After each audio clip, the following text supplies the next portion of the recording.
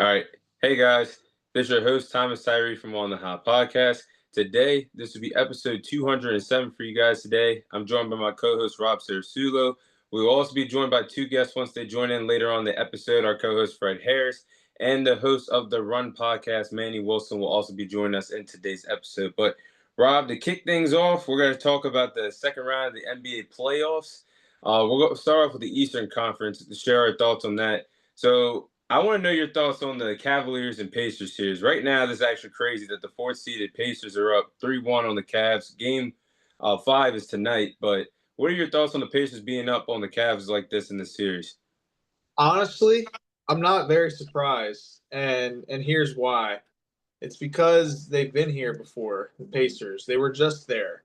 They just went to the Eastern Conference Finals against the Celtics last year. So I feel like they have experience that far into the playoffs. The Cavs do not. They had an amazing regular season. Donovan Mitchell, of course, is always doing his part, and he is trying to will his way to, you know, winning. And they've just still came up short. Like the other night they had a couple players injured, like key players like Darius Garland, Evan Mobley, and they were all hurt for what was that, game two? Was that game Yeah. two? Oh, game Yeah. 3. Yeah, game 3. That's when. Yeah, Game that's right. three? Okay, sorry, I got them mixed up. But yeah, no, I mean, even with all of them, like I still feel like the Pacers, still had a shot. I mean, they have a good squad. They push the pace. Halliburton's really good at moving the ball and sharing the ball. Miles Turner has always been very good defensively. And I don't know who else is. I haven't really been paying as much attention to that series in detail, at least. I've been checking on it and stuff, but from what I know and what I can see, I feel like the Cavs just need more experience in the playoffs amongst like everybody, like Evan Mobley and Darius Garland and everyone else. Um, so yeah, I mean Donovan Mitchell's playing really good, Yeah. but they need to come together as a team. I feel like they're gonna win tonight though. I think the Cavs are gonna swing back tonight. I think they'll win by a good margin. Yeah, that's a good prediction because that game's in Cleveland tonight, and they need all the help they can because it's win or go home now. Yeah, But honestly, I was so high on the Cavs. I am surprised how this is going. I know the Pacers have the experience, but in the same sense, they had a somewhat of a cupcake run to the Eastern Conference last year. I mean, the Bucks in the first round, they weren't healthy. Then your Knicks last year, once everybody got banged up, they got past you guys, and then they froze in the Eastern Conference Finals last year to the Celtics. But in a sense, even though how you got there, you still got the experience on your belt. But I didn't expect them to be up like this against the Cavs. And like you said, Donovan Mitchell has played well, but the supporting cast of Darius Garland, Evan Mobley, Jared Allen, we need more from him. Donovan Mitchell has done basically everything. I think game 3, when the injuries happened, he had like nearly a 50-point game. And I think it was game 4 where he had 43 points. So I mean, everything is just crazy for this Cavs team that had 64 wins, and they're the number one seed. They're looking like one of the most overrated number one seeds in recent memory because with all that talent, playing against this Pacers team, you should have the edge. And I feel like the series yeah. would be way closer than this. And now, if you think about it, Donovan Mitchell is like low key the Joel Embiid of this era because he's been a part of so many stacked teams with the I Jazz. mean, I mean, the difference is he's like actually very good and like more of the time, and he's available more of the time than Embiid. This is true, But yeah. I see what you mean. I don't know, man. I don't know how to describe it or what needs to happen, but they need. You're right. I mean, they're number one seed. They should be winning this set in 5 games. You know what I mean? So Yes. gentlemen sweep a 6 seed in the semifinals, no problem. If you're a true number one seed, then that's what you'll do. But Cavs just haven't done that. And obviously, yes, having all your starters hurt that one game didn't help things, but You should have won the other 2 games. So it should Yeah, at least be, the other way around. What is it, 3-1? Backs yeah. against the wall, right? So I don't know. I feel like they'll respond tonight, though. That's my feeling. I feel like, Donovan Mitchell is going to have like a master class. And then, you know, everyone else will do just enough. I would hope so at this point because it's win or go home. But just like based off how they just like were coasting past everybody in the Eastern Conference all year long, and I feel like the way how they dismantled the Miami Heat, I don't know why the Heat were there in the first place, but the Dude, way how they dismantled them in the first round, I would think they're playoff ready by like the margin of games that they were winning. I know the Heat are not even close to being a good team like the Pacers, but I'm just so shocked that they let so many games slip like this. And game one, game two were definitely shocking because they were in like clutch situations where they blew the games. And now it's just like, other than that blowout win that they had game three, they have nothing to really brag about in this series. So hopefully they keep it alive, but we'll see what happens. But I know you're excited to talk about this next series, Rob. The Celtics, the defending champions, are on the ropes. The Knicks are up 3-1 this series. What are your thoughts on your New York Knicks being up like this in the series? Man, I honestly couldn't be more proud, like, and happy of how they're playing right now. I mean, I don't know how. I mean, the reason I feel like the reason that they won the first 2 games is, they fought every quarter, and, it was just a slugfest until the end. But like I said before, we went live, I think that the Pistons series got us ready for this series because of how physical that series was. I feel like that really prepared us for battle with these Celtics, and you know, I'm very upset with what happened with Tatum. I have my feelings about Tatum, but he is a very good player, and that just sucks to see because I know if it was on the other side of things, like, and it has been before, trust me, it just sucks. So, but no, it's in other words though, it's been fun to watch. I would say.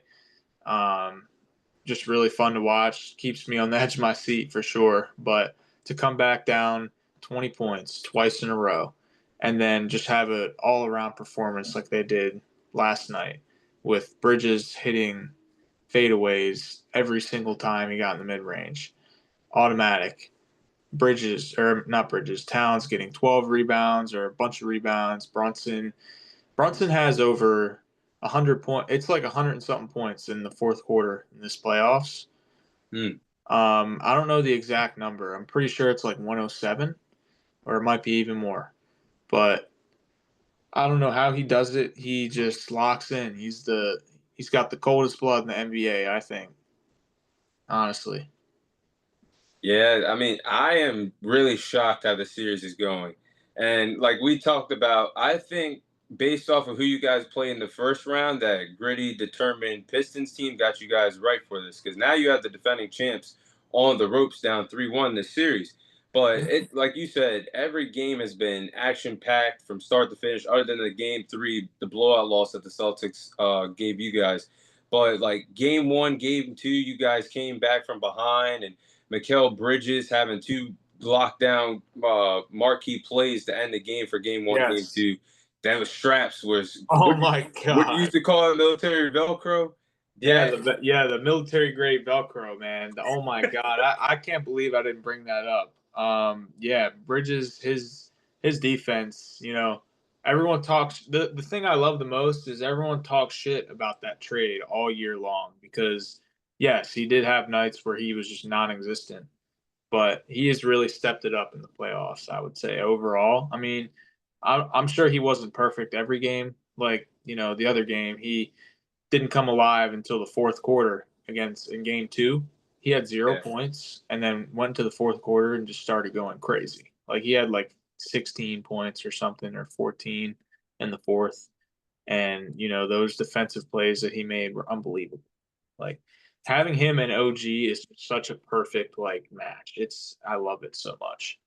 OG give him a shout out, man. He has really transformed into a special player for us from last year to this year.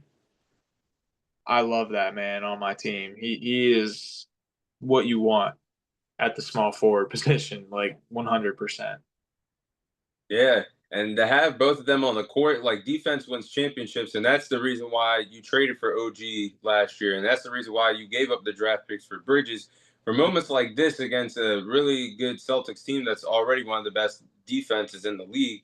But now you're showing that why you can buckle down and make the key adjustments when it matters most. I think that's the reason why the Knicks have won 2 out of 3 of these games, and then last night's game was really fun. Game 4 that was like pure hoops. Like the back and forth that Jason Tatum and Jalen Brunson were giving each other. Tatum dropping 42 points, 8 rebounds, 4 steals, and Jalen Brunson having 39 points, 5 rebounds, 12 assists. That game was fun all the way until the end. Like you said, the unfortunate injury that happened to Jason Tatum towards the end of the game, and then I just saw like an hour or so ago he just had his Achilles. He had surgery for that injury. So Yeah.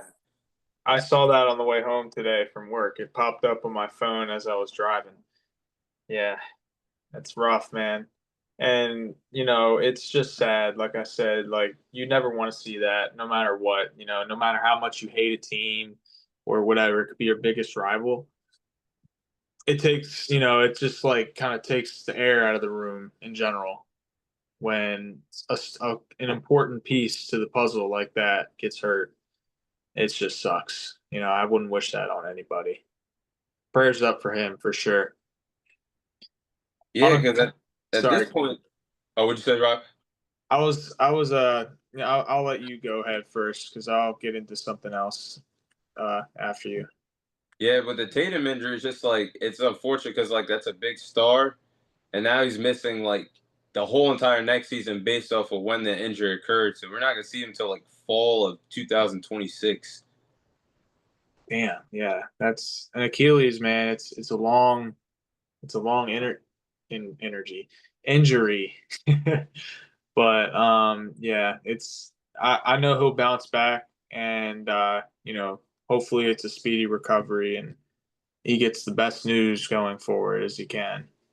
But um, I wanted to give one more shout out, or I mean, honestly, I should be shouting more than a couple people out, but one player that has been so important to this run has been Mitchell Robinson and his rebounding, his defense. He gets all the hate for the free throws. I know he cannot. He is definitely, he's statistically the worst free throw shooter ever. Like in ever. Like literally, he's the worst. But he's so important to the team, that he collects. He's one of the best offensive rebounders I've ever seen. Like he is special at rebounding. I don't know how he does it, but he's always in the paint. He's always in a play, like going for the ball with a rebound or steals or blocks. Yeah, he's crazy. Yeah, I just I laughed when you said that because his free throw. I forgot what game it was in this series. He had his eyes closed. He was breathing, bent knees and all, and then airballed the free throw. He's like, I had to Dude, even he's trying. He's trying his best. I mean, yeah. he can't. He just simply can't do it. Not everybody can, and that's okay, because when you do the things that he does, it's fine. We'll get over that. Everyone has a weakness. That's his weakness by far. But oh my gosh, yeah, no, it's been fun, man. I've enjoyed this run for sure, and the series. There's still games left to be played, so I'm not saying anything yet, but I'm feeling pretty good.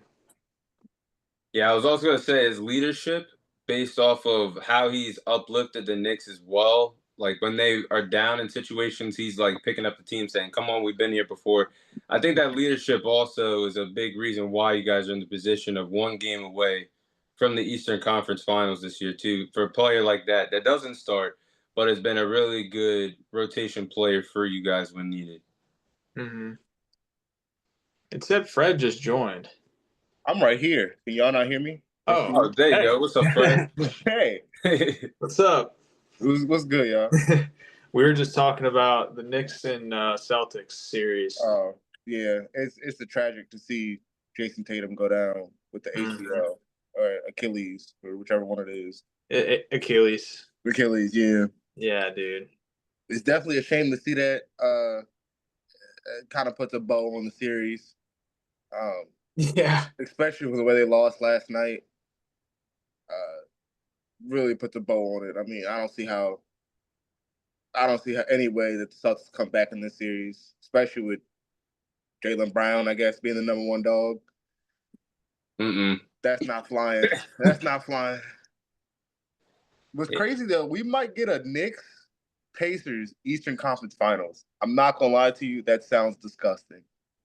it's a rematch from what happened Whoa, last year. that's crazy. That sounds We're nasty. about we're about to come back swinging on those motherfuckers.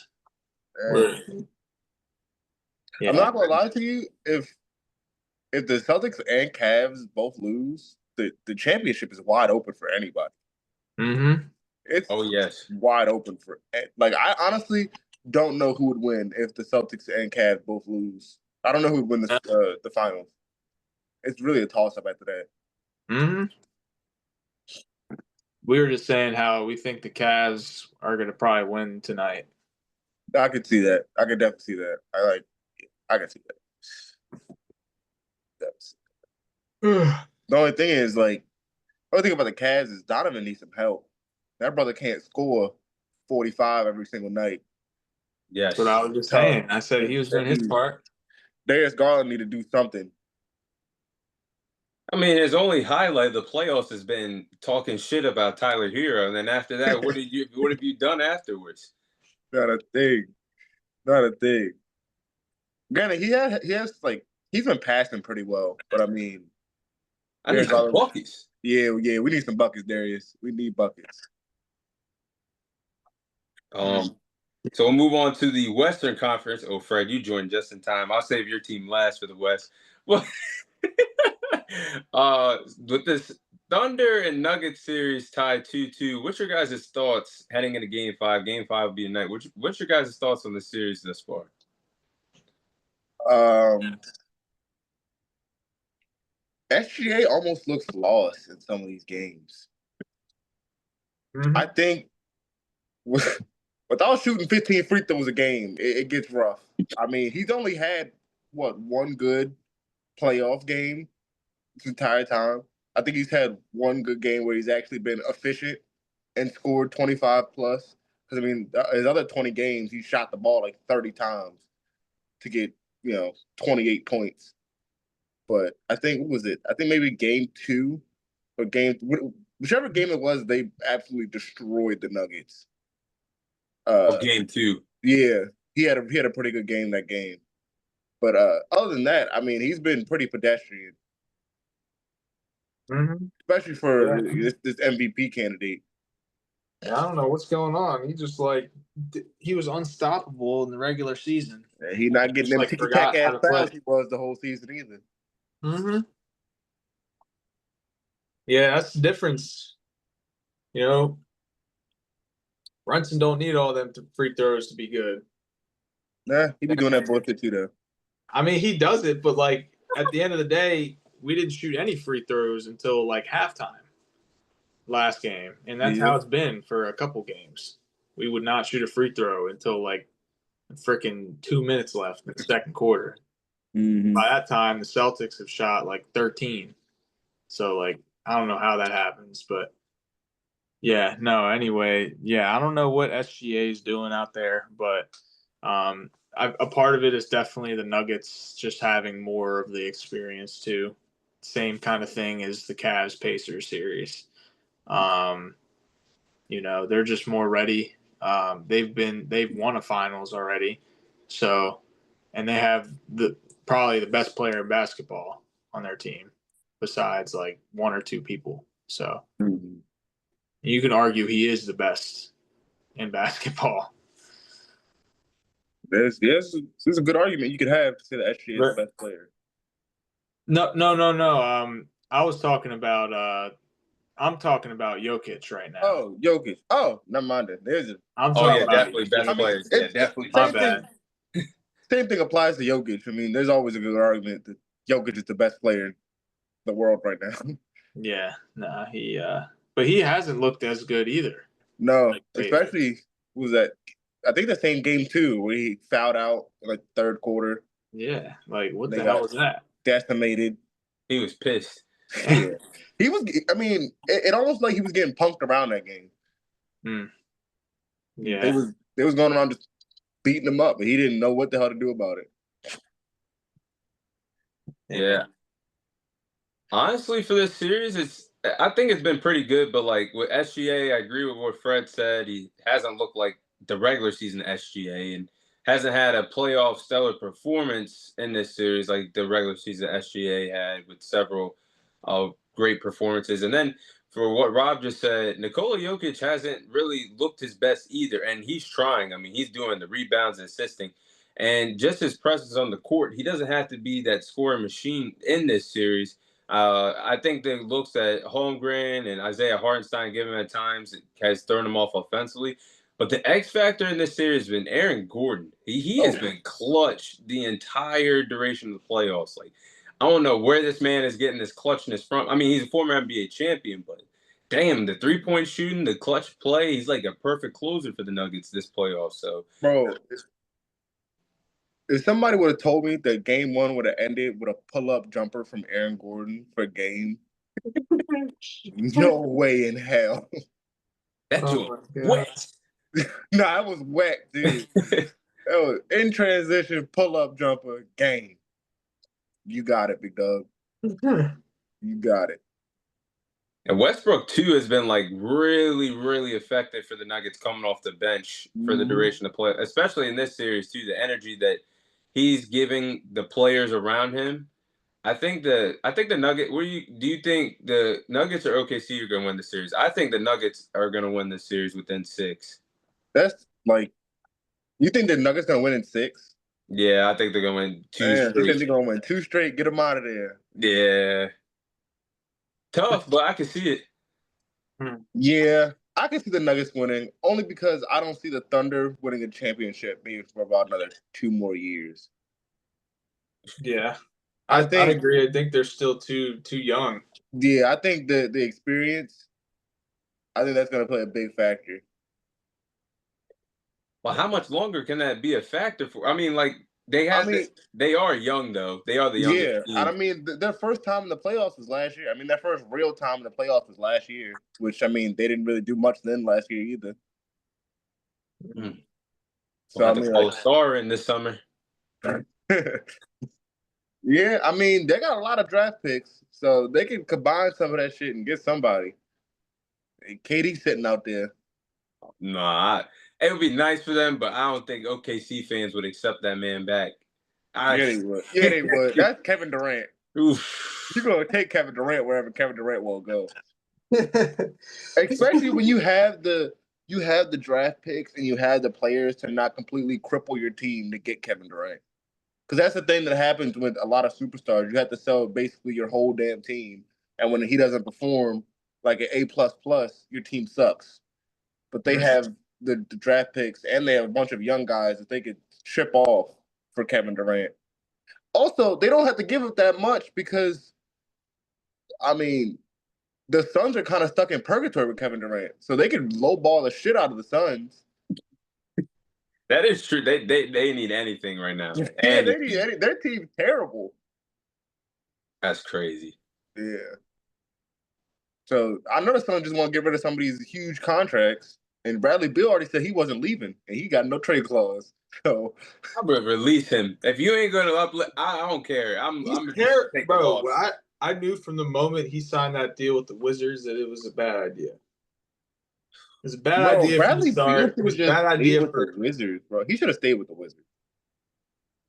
I mean, what that honestly, like It the was nothing. Wizards just needed a fresh slate, man. Today, this Yeah. year was supposed to be their tank year, and the NBA blew it, and they gave it to the fucking Mavs. Nah, that was So crazy.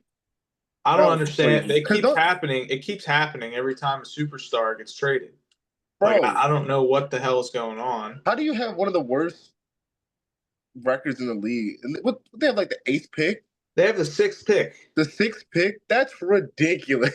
That's how I was feeling when we got freaking like Kevin Knox and shit when we That's were trash. ridiculous. That Bro, they got fucked.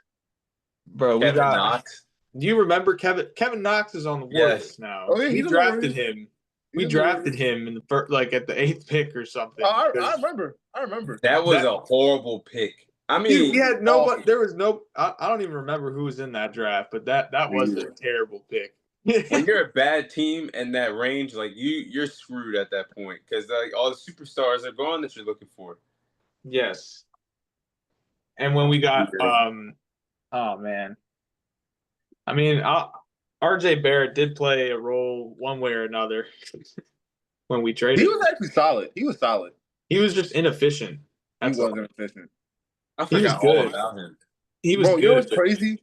Like the first couple months when he went back to Toronto, or I guess when he went to Toronto, he was balling. Yeah, he was going it's stupid for no reason.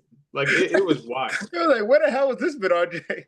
Dude, He was dropping 30 bombs and shit like that. Like, he had some good games like that for us, honestly. Yeah. But it would be in like random like spurts. Like it was so random. Like he was never consistent enough. And Quickly was good. Quickly's good, don't get me wrong, but I will never, have an OG over them 10 times out of 10 any day Oh of the yeah. week. Oh yeah. Oh yeah. Oh yeah. Oh my gosh. All right, Fred. Then we'll move on to the final series before we talk about the NBA lottery. But your team is up to bat. The Timberwolves are up 3-1, Fred. I want to know your thoughts on this series. All right. You want to know my thoughts on the series? Yeah. Tom, your boy Jimmy. We gave this brother all this damn money, and he won't shoot the fucking ball. He won't do it. He just passes up every shot. He'll have, semi-contested layups, but you're Jimmy Butler. Go finish at the fucking rim. Why are you passing out every single time? Why are whole quarters and halves going by and you not taking a shot the entire fucking half? He getting old, ridiculous. Fred. We just gave this brother over $200 million. I don't know why you did over that. $100 million. You should have did that. Take a fucking jump shot. This is ridiculous. That was a bad idea. He is also, and Jimmy Butler's great. I mean, other than that shit, he's a really good player. With him, we're a way better team. But not having Steph Curry obviously hurts. Not having your best player hurts. I mean, he went down in the first game, in the first half. That's tough. And I mean, Buddy Hield saying that he's the Robin. That shit pisses me the fuck off. Okay, you're no Robin, buddy. You're not Robin. Touches out there. You're not Robin. Was that the one game he had like 35 or some shit for no reason? He's had like a couple 20-point games, but every time we really need Buddy, he is nowhere to be found. Granted, though, he did have 35 in that game 7, and that did help us win the game. So I can't really say that. But that's the only time I've ever seen Buddy Hield actually be clutch. Mm-hmm. It's rough. There is no Robin on that team. There is none. It's Steph Curry and Steph Curry by himself. Nobody else scores the basketball. That's why it looked so bad when we played the Rockets, because the Rockets just had everybody who was 6'8" and above guarding Curry. And every time he wanted to set a screen, another 6'8" dude was going to guard him. They just weren't going to let Curry shoot the ball. And miraculously, he still had 30 some games because the dude's fucking ridiculous. But nobody else could score. That's why we would go with quarters where our opponent team would score 30 and we'd have 8. That's because people are double teaming Steph the entire time and nobody else wants to score the ball. Nobody else can score the ball. So we're seeing the same thing in this Timberwolves series where we can't score the ball at all for large spurts. We can't stop Ant in the second half. The second half is Ant's half every single game. Ant is crazy, bro. Ant is crazy. He's so crazy. I don't know if y'all remember this. We picked James Wiseman over fucking Anthony Edwards. Who That does is actually really who does ridiculous. that? And you know what's crazy? Steve Imagine Kerr is the that. one who lit a fire in Anthony Edwards' ass. He's the one who told him that you could be a great player if you just tried harder, and then decided to go and draft James Wiseman. Not only that, wasn't LaMelo Ball in that draft class? Yeah, but he got drafted first, didn't he? Yeah. He got drafted first. The He was Hornets, first. James Wiseman was second, and then Ant was third. bro, and that's gotta be like one of the best third overall picks like ever. Like that is such a good. He is like top 5 in the NBA. Honestly, Yeah, he yeah. is he is like that. He is elite. He is among. He'll be a face of the NBA for the next what 10 years. That's what. Yeah, He'll be up probably. there. He'll be up there. He'll be top Probably. He 5 definitely will be. solidified. If he's not already, he will be. I think he is already. Yeah. There's There's still not many players like him. a couple dogs in the league. Oh yeah, no, I no think doubt. I think Anthony Edwards is overrated defensively, but I think he's a dog regardless. I think he's fucking amazing. It's just he's top 10. Top 5 is a little rough. Uh, but yeah, back to me complaining about the series. What's good, Manny? How you feeling? It's good, fellas. I'm good, man. I'm good. What's up, Manny? What's going on? What's going on, yo? But yeah, other than that, I honestly forgot where my train of thought was going. Oh yeah, we're talking about Anthony Edwards dominating in the second half. Oh, the face of the league? Yeah, I just said that. I just said Yeah, it. everybody just said that. That's The crazy. face of the league? Of course he's dominating. hey, we're locking him up in the first half. Now in the second half, I don't know what's going on. I ain't gonna lie, Fred, bro. Please tell me you ain't think y'all really had a chance. With Steph Curry, we did. Without Steph Curry, no, I didn't think we had a chance. Hell no. Yeah, That one, that cooked you guys. Like, Hell no. I didn't think we had a chance without Steph. No, I did not. I didn't think With y'all had Steph, I with Steph. 1000% thought we had a chance. I said 6 games with Steph. Without Steph, oh, I was like, they not gonna win another one. No, I was like, they not winning another one. Hey, I don't know if y'all remember when we had Steph in the first game, we was whooping ass. That was going crazy. We was That whooping was true. ass. Also, Draymond was tripping like he was somebody else. Like I don't know. know who he thought he was. I don't know what's going on. But also in game 1, Steph Curry played 13 minutes and had 13 points. Boy was about to go nuclear on them boys. Yeah, he was finna probably drop a 50 piece. Probably.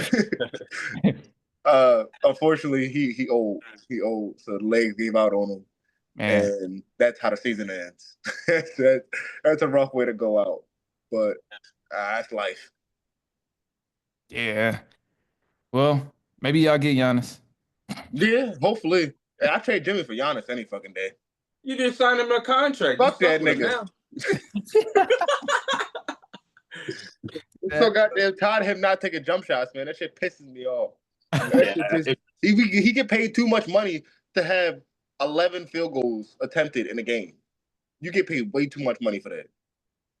Yeah. No, he need to shoot. He definitely does need to shoot more. And like, without Steph, like you said, like they're stick a fork in them. They're done for. Like they're done. They're done. And what's crazy is Kuminga coming off the bench, going crazy, dropping 30 balls. It's not going to be enough. They just have too much. I know it's not enough. Hey, that's the future Piston right there. Why is Kuminga, the dude who got benched for Jimmy Butler, coming in the game and scoring more than Jimmy Butler? Weird. That side of Jimmy, you should have traded for him 2 years ago. That playoff Jimmy is done now. He had so many runs already, bro. This is true. That Miami Heat series this Heat series in the bubble took everything out of him. Nah, facts. 3 years off of his career. Nah, facts. Bro, that one meme of him hanging over top the scoreboard, sweating his ass off. Oh, that was I think that was game 5 of the finals that year. Yeah, he was giving it to LeBron though. Took off a couple years in his career. Nah, facts. But hey, don't worry about Kuminga, bro. Kuminga, that's a future Piston. We'll gladly take him off your hand. And then Rob, congrats, bro. I can't mention the Pistons and not mention the Knicks, of course. Hey, I never got to talk about it, but that game-winning bucket by your boy, Shit damn near made me shed a tear, man. I Nah, I'm not gonna tried lie to watching you. that. Had that boy Asar Thompson in the he was in a different state. Oh my gosh. He went off the Oh. screen. Hey, Yeah. I'll say this. Hey, Rob, we had y'all ass scared though, I bet. Huh? You did. I'm not gonna lie, No, we had y'all are. y'all ass scared. Hey, look, y'all are new to the playoffs, and y'all gave us Man. a fight for sure. So you have a good future ahead for your team. Bro, I know, man. I'm Really I know do. we're gonna see the Knicks a lot more in the future, but man, I was just hoping, if Brunson just happened to show his ass, bro. He just happened to show his ass, and Bro, He's the, the clutchest player in the league I the won't argue, one by thing about far. that won't series, argue it. By far. Can't argue that, the one thing about that series is why the Pistons let Brunson play one-on-one so much. bro. Make somebody else shoot the ball. Bro, so they had a SAR on him. They can, especially game 6. It was weird because the SAR was guarding him, and the SAR was doing fairly good, like guarding Brunson. Yeah, he was. But the last play, I don't know if I want to ISO. Like, oh, that's just a little. Like, he only a rookie. Like, he Yeah, only, but like, I'm talking about for the entire series. You let Brunson go stupid the entire time. And I'm just like, bro, we gotta force somebody else to shoot this ball. yeah. There was definitely times where they were playing him really well. He's He's just a bucket, bro. he's different in the fourth quarter, man. He's He a just has bucket. that it factor. He You know wants what it. was also annoying too, though, is so times where Brunson, like we would play good D on Brunson and stop him from scoring or something. That's when fucking Mikal Bridges start doing what he's doing against the Celtics. Fourth quarter, just turn up, and we like, bro, what the hell? Where is this coming from? He ain't made a shot all game, and all of a sudden, when the Knicks really need a bucket, he's making fadeaways and he's hitting open threes. Yeah. Yeah, that stuff was. I mean, Knicks are a good team, man. They're a good team. So I'm not even mad that the Pistons lost that series, and I'm just glad we didn't go out like the Celtics. That's it. I'm just content with that. Hey, Yeah, they're they're shit in the bed for sure. But I couldn't be more happy right now. Yeah, I'm happy. I'm cheering for y'all at this point. I'm like, shit, please beat the Celtics. I was like, I cannot take another Celtics finals trip. hey, Manny, I feel the same way about Julius Randle. Because Julia. Julius Randle do not hoop like this, man. Yeah, this is true. I ain't seen Julius. I know he's been injured and stuff, but he was not hooping like this. No, he does Somebody not hoop correct me like if I'm this. wrong, but I did not see him hooping like this in New York. Hell no. Bro be hitting step back trays, fade away. I'm like, what? Damn, Randall. I'm sorry, bro. Like, I was disrespectful. I wasn't familiar with your game, I guess. Clock running down, doing 360 fadeaways from the middle. Yeah. Oh my goodness, bro! Okay, I've never different. seen Julius Randle do nothing like this. Different, man. I'm like the more Knicks continue to play good, the more Wolves continue to play good. It just makes me think like, bro, this trade that happened earlier in the year was just like it was Perfect. very even, and I'm like, it makes me really want to see a Knicks Wolves NBA Finals, bro. That'd be off the It's gonna happen, dude. It's gonna happen. I hope, bro. I hope. I really do. Like that would be amazing for basketball. That would, yeah. I think fun. I would shed a tear watching that. Honestly, like seeing everybody that I knew watching the past few years play against each other. Like Randall put us back on the map, and Devo last year. Last year, Devo had some awesome moments in his year as a Knick, and yeah, you know, I hope one day that we get Devo back. Honestly, yeah, bro. I hope so. That was the biggest hit. Like in that trade with Cat and Randall, I thought Devo was the biggest piece. Like a lot of people tried to make it about Randall, Cat playing the same It position. was Devo, man. Yeah, Devo, because he's a shooter, man. Imagine if we had him off the bench, it would be a wrap. Because yeah, y'all would be even deeper because you would have McBride who doesn't need to like play and stuff. And like if somebody's in foul trouble, McBride could then step in instead of Devo. Like yeah, man, that team would just be very deep if they didn't have to get rid of Devo. Mm-hmm. I think that'd be a fun NBA Finals. But we'll go ahead and move on to the next segment. The NBA lottery was off the chain last night, so I'm really looking forward to seeing everybody's reaction to how the Mavericks somehow, some way got the first overall pick this year. It's rigged. It's rigged. I know it's the easy way out. It's rigged, but bro, Adam Silver cooked up something tremendously crazy here, bro. I mean, he might as well be Vince McMahon at this point because ain't no way this happened organically. I'm not buying it. I cannot. It's just too coinc. It's not a coincidence at all, bro. Like, the first time this might have happened where a person was traded to LA, and then the team that traded the person to LA gets the first round pick. First time, okay, all right, cool, damn, wow, that's crazy. It happens again. Now it's like, all right.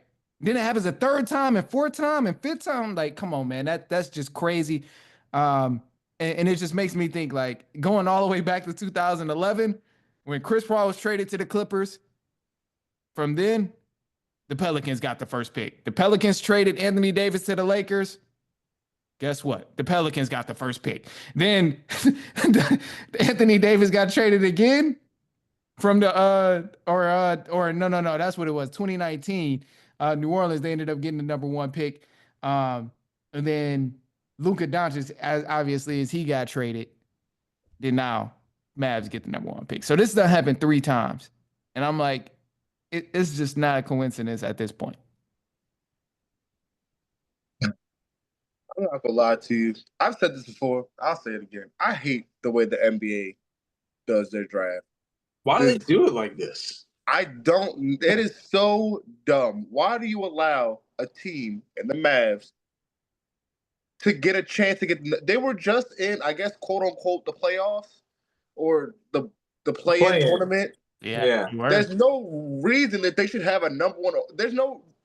They should have a possibility. Fuck the 1%. Yeah. They shouldn't have a possibility of getting the number one overall pick. No. Because stupid ass shit happens like this. This is true. Why? Why do they? I think the worst 5 teams should then get put in a pot. And then if you want to do it that way, scramble them up for the top 5 spots.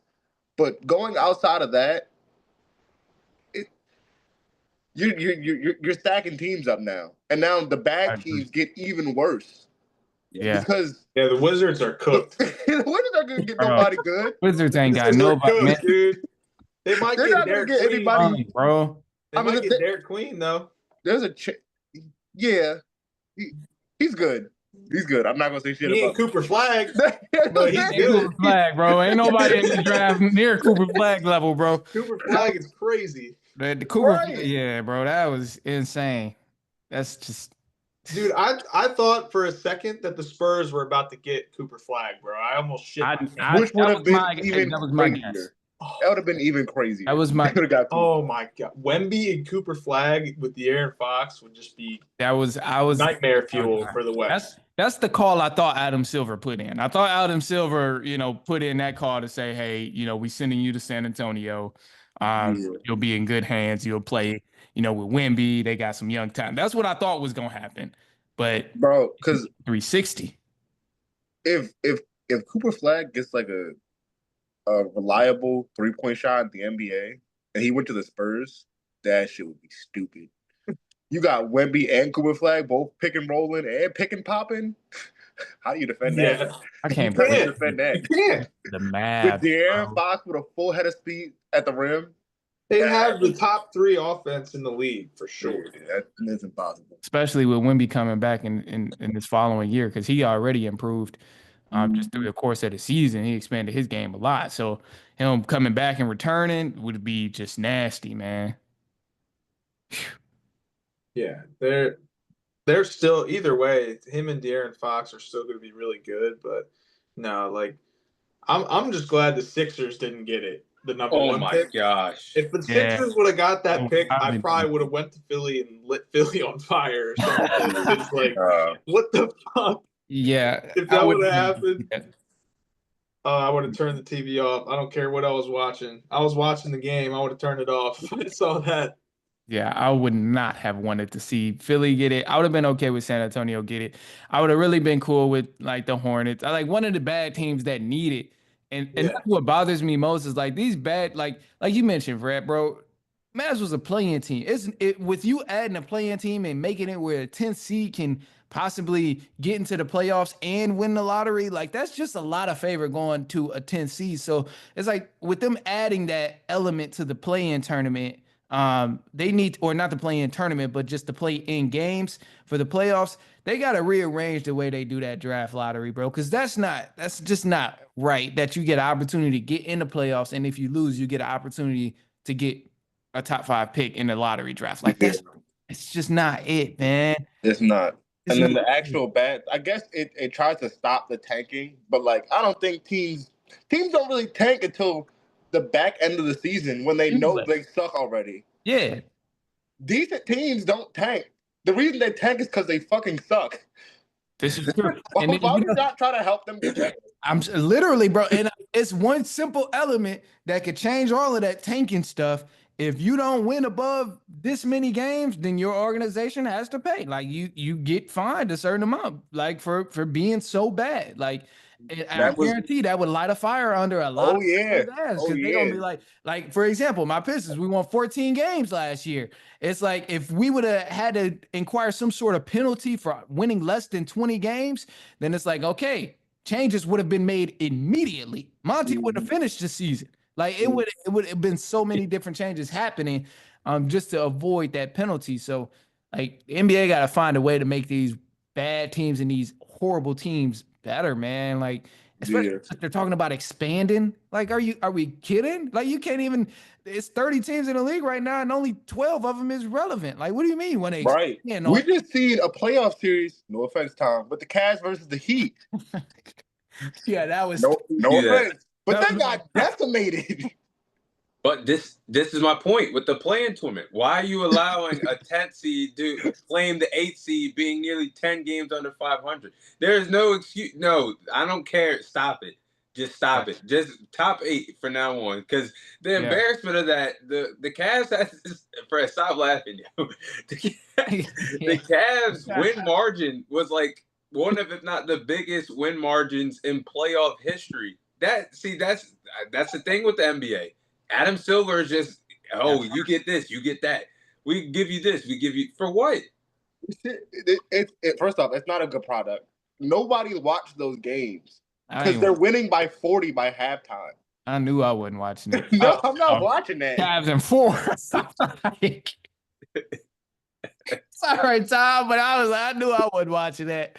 I'm not watching that. Hell no. For a reason like that is why I said the Miami Heat should just literally lose, whether in the first playing game or the second, so you get a chance at the lottery, because you had no chance against the Cavs or Celtics. I remember we were talking before the season, or before the season ended, before the playoffs, and you were saying that you were talking about how you just hope Heat don't even make the play in. Like you just hope I knew what was coming. I literally knew what was going to happen if we matched up against one of those teams. It was you went for a trip, but you didn't show anything. Yeah, that was rough. That was rough. That was a time, boy.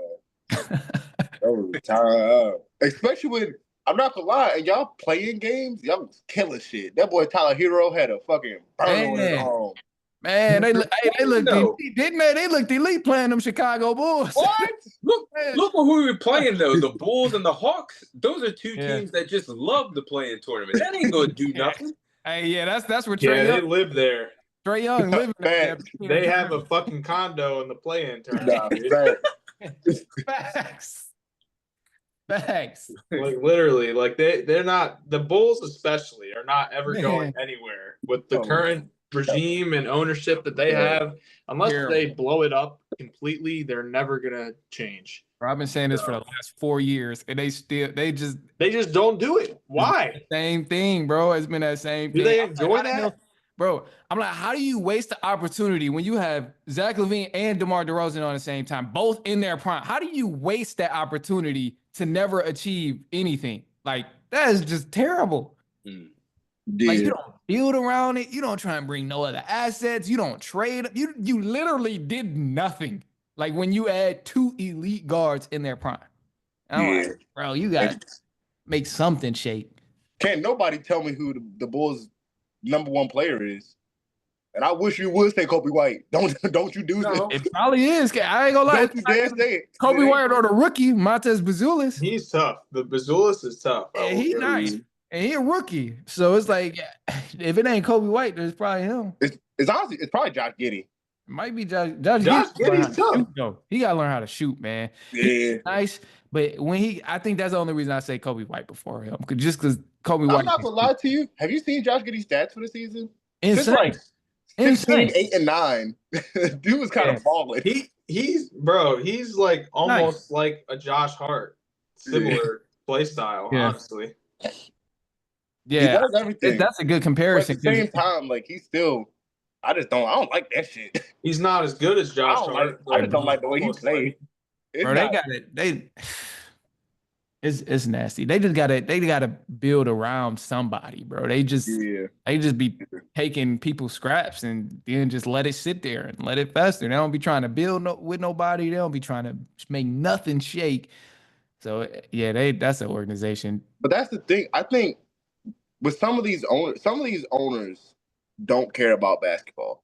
No. Fact, It's business.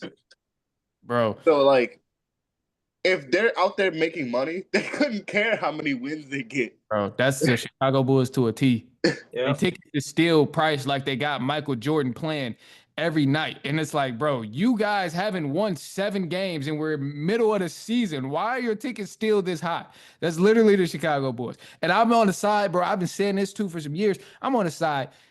Or NBA owners should be forced to sell, and owners in all of sports, actually, not even just NBA, because there's some awful baseball owners too. And that's another discussion. But owners of sports teams in general, you can categorize it however you want to by league, but they should be forced to sell if they have not had a winning season in a certain amount of years, bro. Like you should be forced as an owner to sell the team in order just to make your league good. Because why are you here if you had 15 consecutive losing seasons?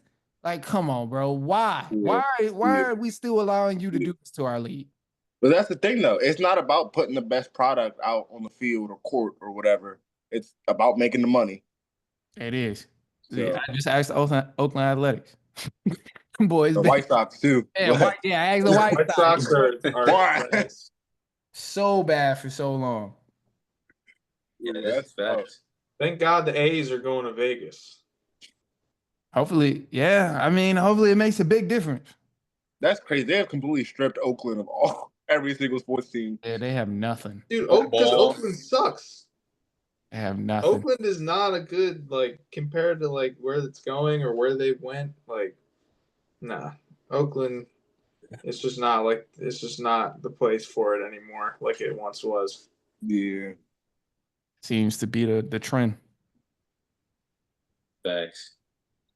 But I guess I'll go for the NBA lottery. But yeah, look, this NBA lottery, you guys had a lot of good points. And Rob and Fred, you guys know firsthand. I said I could literally see the vision of the Spurs landing the first overall pick. And they were this close of getting Cooper Flag, Victor Wembanyama, and De'Aaron Fox. But out of all teams, how the hell does Nico Harrison get a pass? You just traded Luka Doncic and what was probably one of the craziest sports trades in history. And your job was going to be on the line next season for sure, based off the performance that the Mavericks going to have. Yep. With a 1.8 chance, you were saved by the grace of the NBA guy. Well, not even the NBA guys at this point. Adam Silver at this point. Because you trade Luka and you're going to get Cooper Flag this summer. And like you guys said, like teams like the Wizards are screwed. The Jazz are screwed. The Hornets are screwed. Like teams that had the highest overall chance to get the number 1 overall pick and needed Cooper Flag the most out of those 3 teams. They don't even have a top 3 pick in this lottery draft. So the NBA lottery is just becoming worse and worse. And man, you could throw your Pistons in when they were a bad team too. You guys were in need of a number 1 pick after getting Cade Cunningham, and you guys, the year that you only won 14 games, didn't even get the number 1 overall pick. And I think that was the year that Victor Wembanyama was a part of the draft also. So yeah, he's supposed to got a better addition, boy. Yeah, Vic's supposed to be a Piston. Teams are getting screwed left and right. Yeah, the lottery draft it's just wild, bro, and it goes back to Adam Silver, man. He put that call in, and that was the end of the story. And man, you hit it on too, because with teams trading their star players, and I'll throw another one in too. When LeBron left for the Heat the following year, they get the Cavs magically get the number 1 overall pick and get Kyrie Irving. So it's like you're getting rewarded for trading your best players and evidently the following team gets the number 1 overall pick every single time. And this happens Yeah. so many times, bro. This is why I'm like, it's not just a coincidence at this point. And like, I mean, also too, I look at it like these GMs is not that damn smart either, where it's looking like, oh, I'm gonna trade them because we can get someone in the draft. Like, no, that ain't the case. Because right now, Nico low key looked like a genius. I'm just he looked like the mastermind behind it, even though we know that Adam Silver put the call in. But Nico, from your casual NBA fan, he looks like a genius because it's like, damn, he just saved $300 million that he was gonna have to pay Luca, and now he about to get a guy for $2 million for the next few years. Like, oh my gosh, or whatever million Cooper Flag is gonna make, like significantly cheaper than paying for Yeah. Luka Doncic. So it's insane. And plus, the thing is, Mavericks fans were just fed up with him too. Now Yeah. they're about to fall in love with another player in Cooper Flag if he can be that two-way player he was at Duke. It's crazy. The only thing about it is the Mavs might still suck because Oh, they're not they're gonna gonna, have yeah, Kyrie. they're gonna be They're down. not gonna have Kyrie. Kyrie's And- gonna be done. AD gonna be back and forth. Yeah. So I mean, it might just be him and Najee Marshall. And Clay. Go ahead, Clay out there on his last leg. Yeah. Getting some run in, he gonna be getting the good hoops in like an old Right. head. You know, let me just catch and shoot and run up and down the floor. You know, your boy Derek Lively clogging the paint up. Yeah, Derek Live. So it's gonna be the flag show for sure. Oh yeah, it's definitely gonna be a flag show. Yeah. But then again, like you have teams like the Hornets who have been bad for, I mean, as long as I've been a fucking alive. Yeah. And I mean, they've had multiple high draft picks, and they're still terrible. Like they got LaMelo, Brandon Miller, Miles Bridges. Miles Bridges was a top 10 pick, wasn't he? I feel like he was like 7. I don't remember. I know he was just a dog coming from Michigan State, though. Yeah. I just remember that he had a lot of potential, and he's still a good player. Yeah, he's a decent player. It's just he got to get the hell out of Charlotte, bro. Like Yeah, I know he got his loyalty over there and all of that. He I feel like those just his boys over there, and like you just playing with your boys, Yeah, bro. getting money. He happy, but that team still sucks. Yeah, he need to go. Even after all those things. I mean, granted, LaMelo doesn't play basketball really. No. Brandon Miller really doesn't play basketball either, honestly. Part-time. They got a bunch of part-time hoopers. Nah, for real, part They timers. got part-time hoopers. AD been on that type of time for years. Part-time hooper. Yep. But yeah, and so I don't know. I think something definitely has to happen with these owners though, because this type of losing for this long is ridiculous. Yes. Yeah, I just can't wrap my head around the fact that a lot of bad teams in the NBA have been so bad for so long, and nothing has been done about it. But yet, the league still wants to expand. That's just where I struggle trying to wrap my head around, because I'm like, bro, you're gonna expand and what? You add 2 more teams that's never gonna be relevant? Like, yeah, okay, it's gonna bring in some more revenue. You know, you're gonna get more fans in that area, but these teams are gonna be terrible for years and years and years. And it's like now you're taking away from matchups that we enjoy seeing. Like, you know, so I'm like, you got to make these bad teams a little bit better first before, you know, you start expanding. At least in my opinion, that's what I think should happen. Yeah. I'm also tired of seeing these owners make these fake artificial moves and signing these super old veterans saying, "Oh, I just need a veteran for my young guy," and then you go out and get a goddamn Gordon Hayward or a goddamn Kyle Lowry. Like, come on now. Like, that's not what we need to see. They're not affecting anything. They're gonna sit at the back of the bench and you're gonna pay him a veteran minimum. That's Chris just Paul. have a full roster. That's Chris Paul, bro. I love Chris Paul. He's a point guard, one of my favorite point guards to ever play the game. But his time is up. His time is up. He's got to get out the league. Put him in somebody front office. Put his ass in the league office. He's got to be done. Come on, man. Hey, he be killing it over at LA Fitness though. Yeah, LA Fitness. LA Fitness. He's prime Chris Paul. Oh yeah.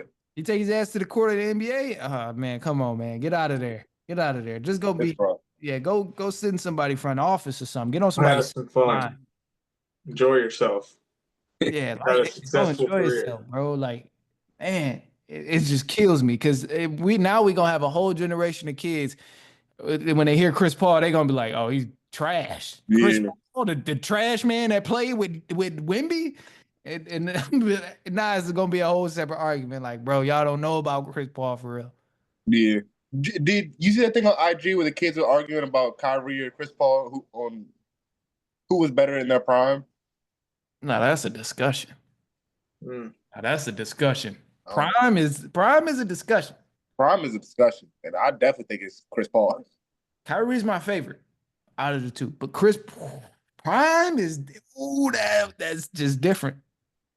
It's different. He We he might was have a problem back then. He was a problem on the Clippers. He we was a might have problem. he was a problem with the Hornets too. He We could definitely was a problem revisit with the that Hornets. conversation. Compare like, two different players like similar like that. Oh yeah, Cool. Yeah, we gonna have to Chris, revisit Chris that. Paul and Kyrie would be a spicy one. yeah, that's facts. Yeah, I don't know. Yeah, I would need some time to prepare for that one. I gotta do a deep dive. Yeah. I gotta do a deep dive. Mm-hmm. But we'll go ahead and move on to the next segment. So we'll be comparing and contrasting some impressive all-time records in the sports world. I have some good ones here, six all-time records combined. But we'll go head to head with some. So we'll start off with the first one. They're two different sports, the NBA and the NHL, with LeBron's all-time scoring record against Alex Ovechkin's all-time goal record in hockey. So I want to know, which all-time record do you guys believe is more impressive, LeBron or Alex Ovechkin's?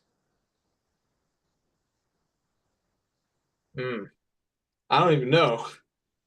You know, Honestly, that's tough because that- I mean they were both unbelievable people that they passed. Like Mm-hmm. Ovechkin passed Wayne Gretzky I know, man. and LeBron passed Michael Jordan. So like they're both goats Yeah. comparably speaking, they're in the GOAT discussion. Both, in both sports, the two people are in GOAT discussion.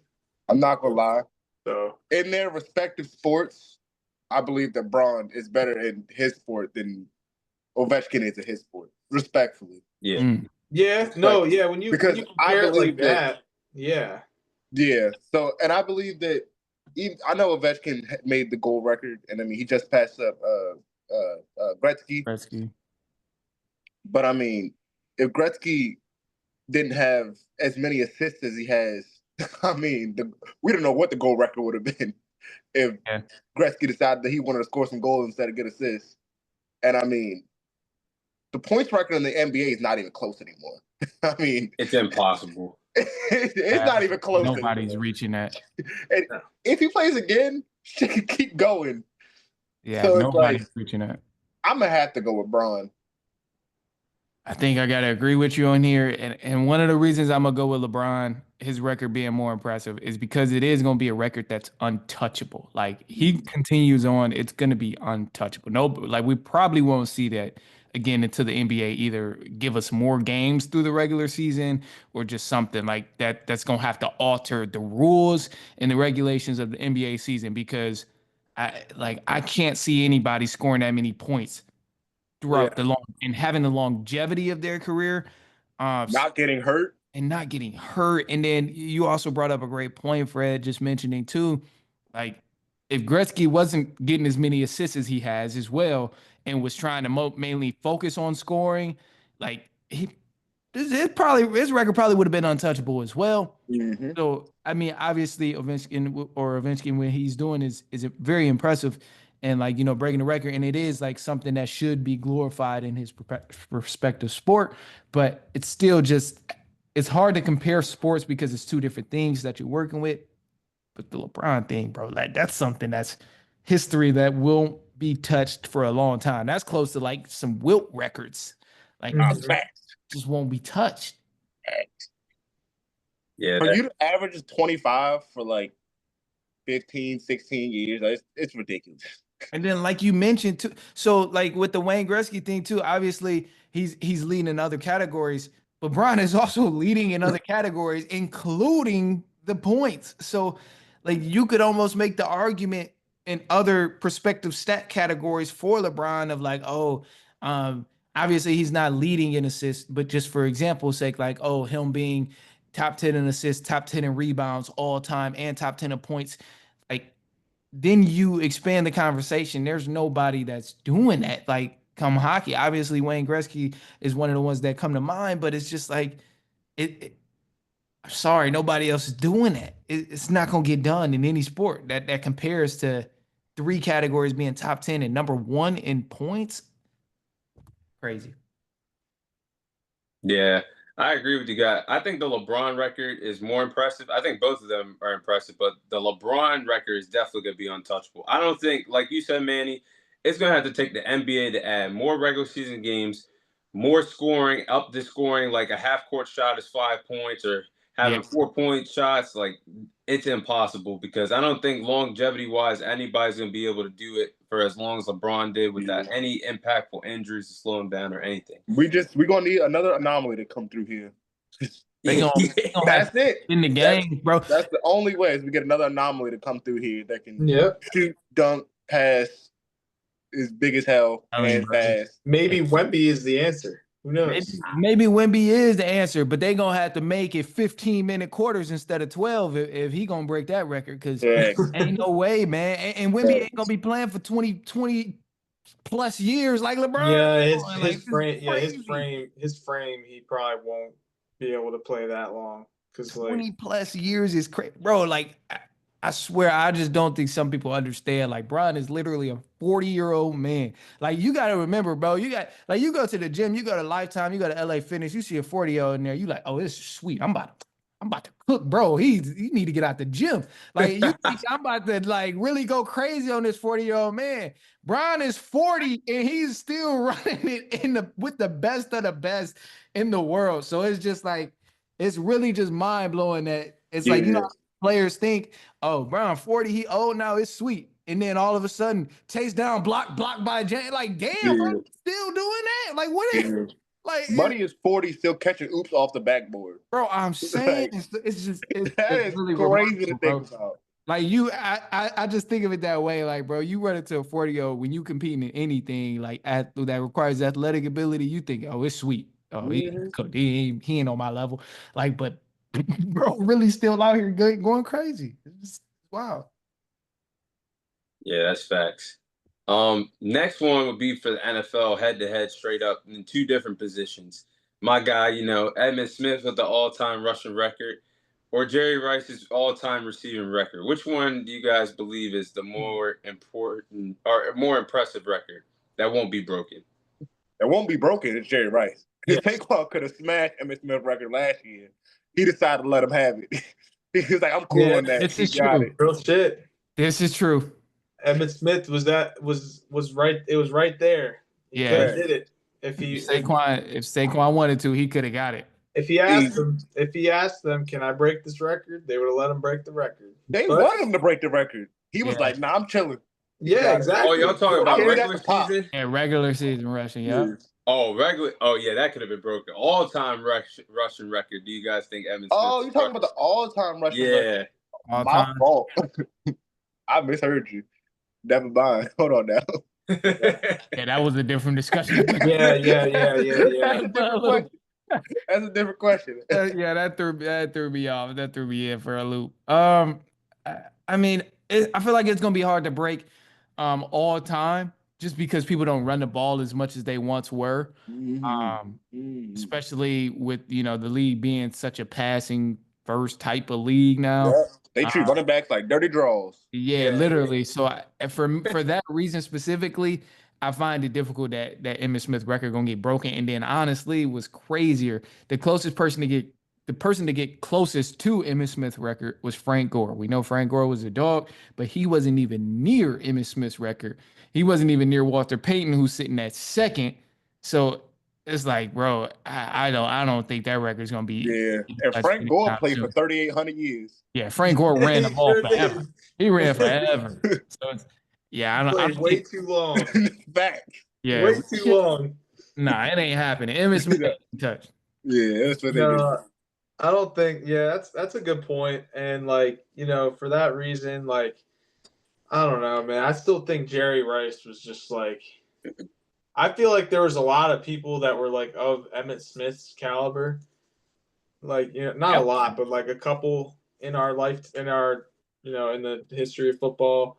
I feel like no one's ever been like Jerry Rice. Like you could argue maybe like Randy Moss, but like that's it. Jerry Rice was like one of one. So like it's hard for me to pick, but I think I agree with you guys with Yeah. the whole running back situation.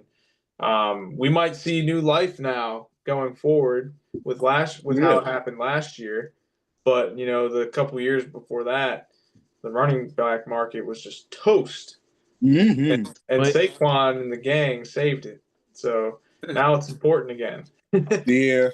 But then They again, just like, want to they just want a ring with running the ball. yeah, with So Saquon, this is true. yeah, but just let them get one more down year. They're going right back to where it was. This is true. yep. No, They, I know it's they're because it's honest. not as I exciting. feel like No one they're just wants to gonna let watch him people have it run the ball. until it goes back down. And be, oh, I told you so. Get him out of here. Yeah, It's all about the business thing, like you guys were talking about with the NBA. Like people want to see, fast paced, like passing, Mhm. fireworks going off. You're not going to get that with everybody running the ball all Yeah. the time. Yeah. Also, yeah. a lot of these owners are of the older side, and old people don't like to get proven wrong. Like No, Jerry Jones. Yeah, I was actually was about to Derrick talk Jones is Jerry the most Jones. stubborn man I've ever seen in my life, besides my father. He's one of the most Woo! stubborn motherfuckers I've ever seen. Uh, Nah, yeah, it's crazy. But honestly, a lot of them are like that. They don't speak out in public like Jerry Jones does. That's why it's so easy to pick this on is Jerry true. Jones. But a lot of them are just like that. It's just that they also let their GM be their GM. Jerry Yeah, Jones don't do that. this is true. And bro, I think about this too. Like with the running backs, bro, like back then, like Walter Payne, Barry Sanders, Emmitt Smith, bro, that was like the bread and butter to run the ball. Like no people wasn't really like airing it out like that for real.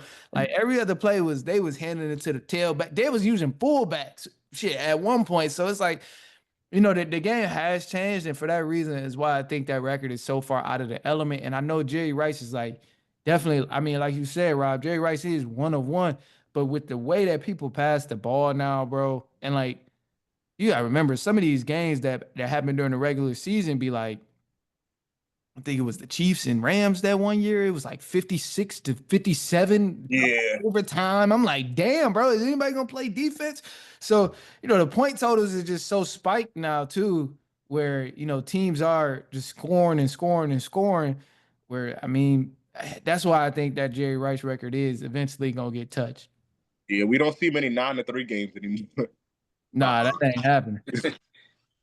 Yeah, I agree with you guys. I think both are really great records, but Emmitt Smith's all-time record, like you guys said, running backs, they don't get touches like that anymore. 30, 35 touches a game. And unless you're Saquon Barkley, Derrick Henry, or even Chris McCaffrey, injury's starting to catch up to him now. If you're not one of those three guys, your prime years are over within 3 to 5 years based off of the Yeah, beating you're Facts. taking carrying the ball. And I think with Emmitt Smith's record, in our childhood and from the past, running backs of the previous past, Frank Gore and Adrian Peterson were some all-time backs, and they were the closest you'll ever see the touching that Emmitt Smith all-time rushing record. And like you guys said, the Jerry Rice one is really good, but it's a passing league now. Like number one wide receivers, they get so many touches per season and so many receiving yards after catch as well.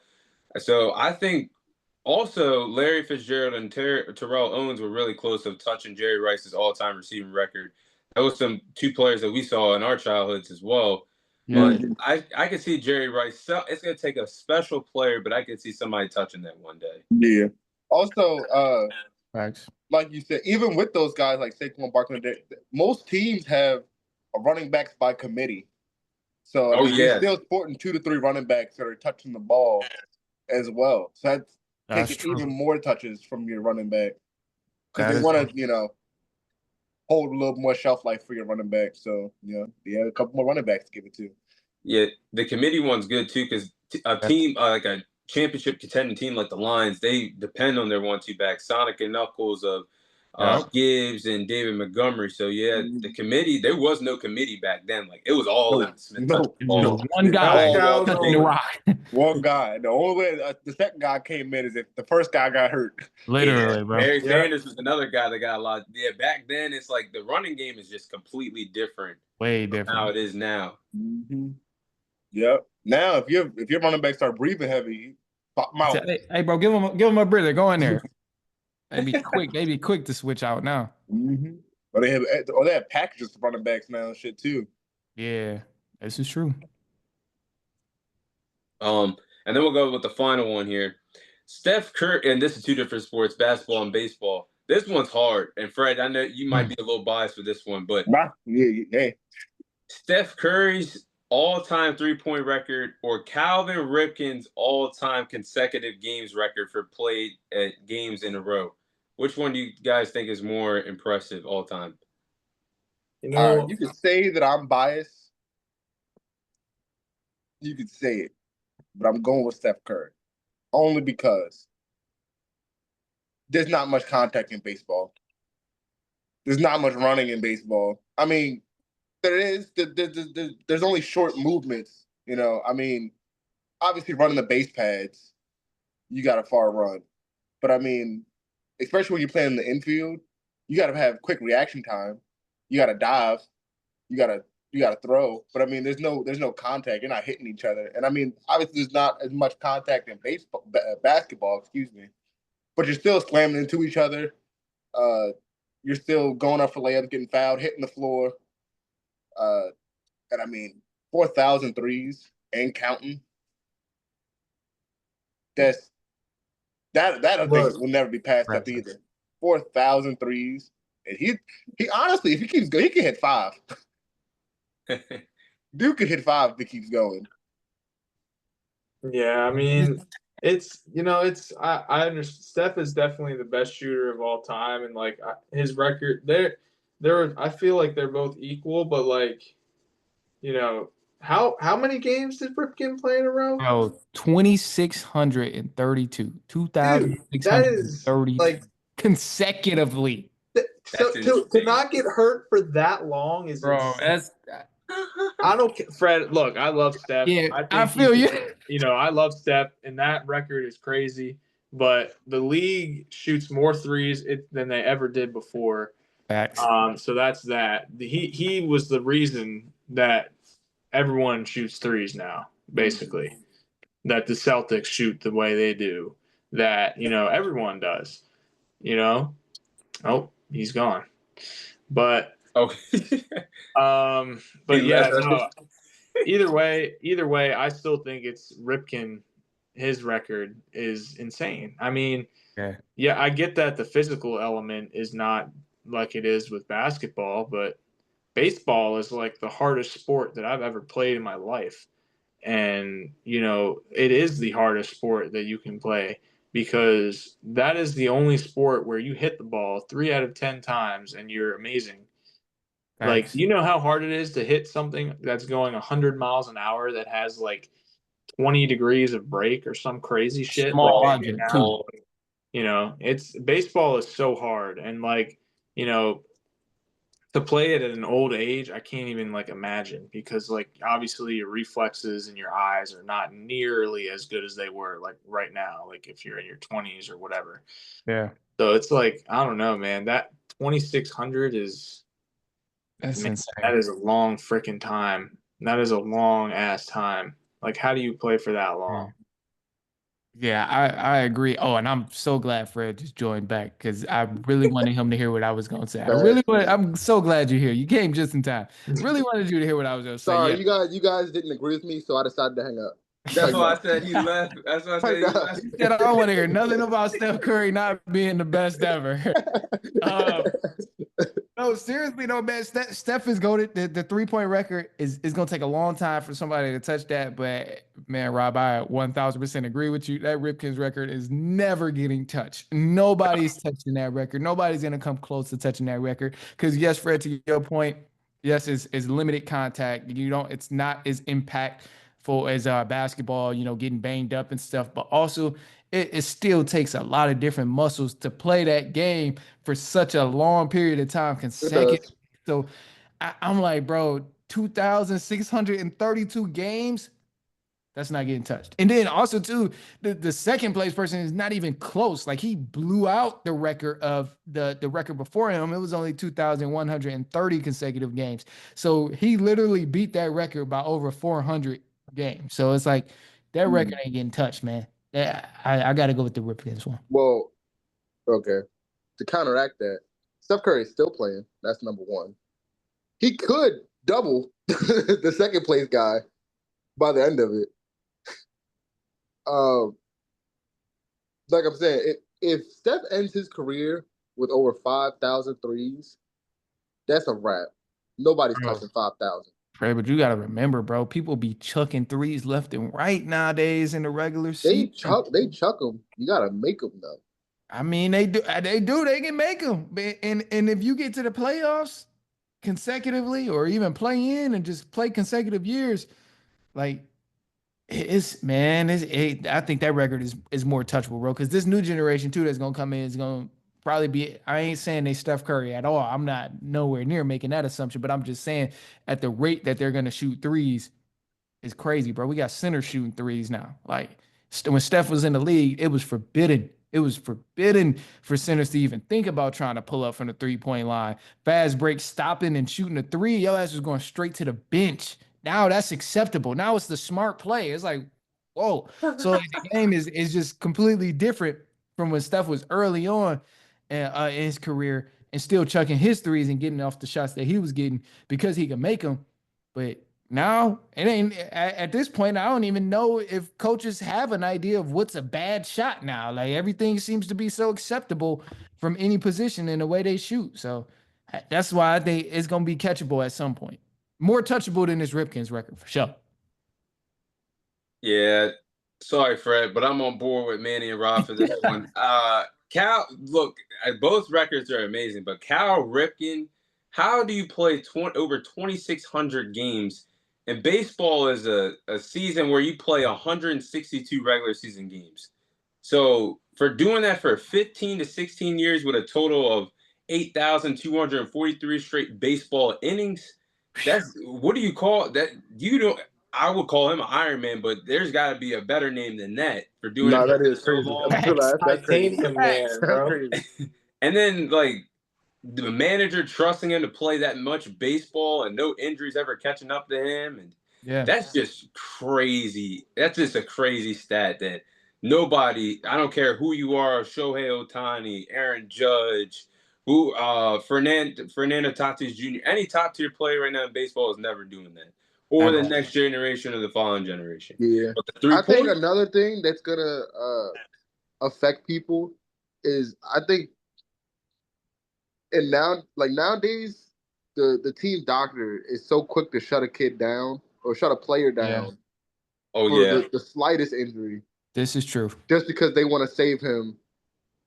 And back in the day, your damn arm be broken, you still going out there. Yeah, they like get back out there, man. You Yeah, tough, get right? back out there. A Tylenol go and do it for him. Tylenol, they was shooting a cortisone. Yeah. they're, Yeah. they're getting that cortisone shot in the neck, getting thrown right back out there. Crazy, yeah. But yeah, Yeah. 2,000 games played in a row. That is crazy. That is That's crazy.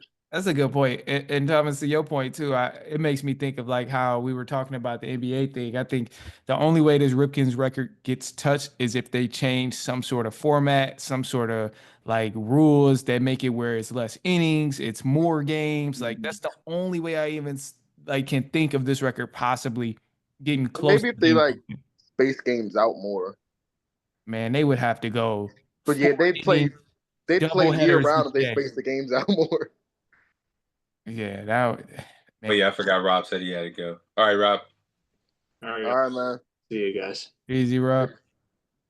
But yeah, it's just like baseball, even though like Fred said, it's a less contact sport, but to just go out there and be at bat for so much and then you go play in the outfield, that is some tremendous work to do that for like 15, 16 years. Man, That's a long time. Granted, though, you could be out there in the outfield the entire game and not have one ball hit to you. Yeah, you might not see no action. Yeah, Very, you could very, just be out there That is standing there. very much might Granted, not see though, no action. yeah.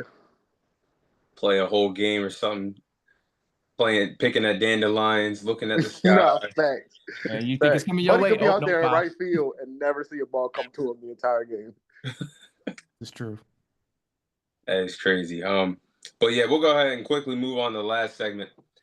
So week 1, the schedule has not been released, but the week 1 for the NFL season has been released for the opener between the reigning defending Super Bowl champions, the Eagles, and my Dallas Cowboys. So we'll give a small sample size of what that game is going to look like. What's the lookout for this week 1 matchup between the Eagles and the Cowboys? See, I wanted to be petty, but Me I'm not. I wanted to be petty and said they was going to bust our ass, but I'm not. Wow. Because I know it's divisional, and divisional games get funky sometimes. It don't matter if it's the best team in the league against the worst team in the league. When it comes to divisional games, it just, I don't know. yeah, I don't know. I don't Never know, man. They just have a random spark, and all of a sudden the offense wants to work when they got the worst offense in the league. So I Yeah. still see the Eagles winning because I don't know who's messing with that offense or that defense, and it just got better. Even Crazy. though they did lose, they lost Slay and they lost that safety after CJ Gardner Johnson. Yeah, I've seen it. Yeah, they got the exciting whites though. So they'll be straight. Blankenship and Cooper DeJean. Yeah, they'll be straight. They dogs. That's why the Eagles let them walk. They said, "Oh, don't worry. Yeah, we ain't about to pay y'all out. Just go." We're not mad at the number 1 crash out in the league leaving. Yeah, that's I think it's gonna be rough. Well, first let's start with this. Before I even say about who's gonna win, let's just acknowledge the fact that I'm sorry, Tom, but y'all got to go to Philly and watch them celebrate the Super Bowl banner to start the year before the game even happened. So I'm sorry. I just wouldn't be right if I didn't bring that up because that's gonna be rough, man. That's about to be rough. And that's gonna bring a lot of excitement for Philly. Going out there is like, all right, bet crowd's gonna be insane. However, to combat that point, though, I think the Cowboys definitely got a chance, and I never really want to ever see the Cowboys succeed, unfortunately, and this is true. But with this one time, I'm gonna put my faith in the Cowboys. So I'm gonna be on your side with this because at this point, I'm ready for the Eagles' reign to be over, bro. Like I'm done. I'm over it. They've won 2 Super Bowls. They've won far too many at this point, and I'm content with it. Like I'm ready to see the reign over. I know damn well it ain't gonna be the Giants that stop Philly this season. I know damn well it might be the Commanders, and it might mess around and be the Cowboys. So for this game, the season opener, I'm just kind of want to put a little faith in the Cowboys to make that happen.